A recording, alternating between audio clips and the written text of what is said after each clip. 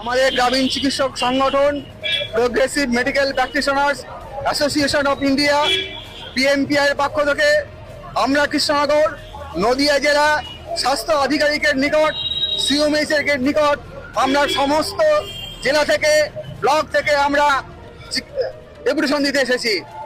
আমরা লক্ষ্য করেছেন যে গ্রামীণ চিকিৎসকরা যারা দিন রাত ঝড় বৃষ্টি মাথায় করে গরিব সাধারণ মানুষকে চিকিৎসা পরিষেবা দেওয়া থাকে, কিন্তু আমরা লক্ষ্য করছি যে ড্রাগ কন্ট্রোল নদিয়া জেলার এবং বিভিন্ন থানার পুলিশ এই গ্রামীণ চিকিৎসকদের উপর অত্যাচার জুলুম নামিয়ে নিয়ে আসছে।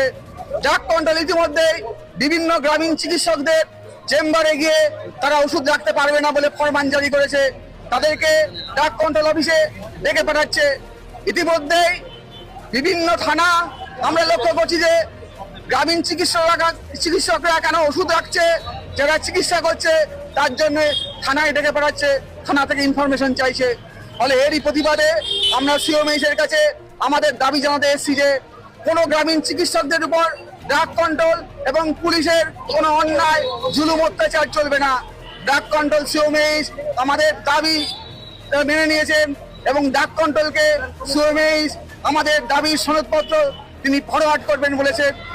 আমরা সিওমএইচ সাহেবকে আমাদের সংগঠনের পক্ষ থেকে ধন্যবাদ জানাচ্ছি, আমরা অভিনন্দন জানাচ্ছি। আজকে আমরা এসছি এই কারণেই যে নদিয়া জেলার বিভিন্ন ব্লকে এবং প্রত্যন্ত গ্রামে ড্রাগ কন্ট্রোল এবং পুলিশ চেম্বারে গিয়ে তারা কেন ওষুধ রাখছে, চিকিৎসা করছে সেটাও জানতে চাইছে, থানায় ডেকে পাঠাচ্ছে, ড্রাগ কন্ট্রোল চেম্বার বন্ধ করে দিচ্ছে। এরই প্রতিবাদে আমরা সিওমএইচকে ডেপুটেশন দিতে এসেছি। আপনার নাম? লক্ষণ শর্মা, নদিয়া জেলা কমিটির ইনচার্জ পিএমপিআই।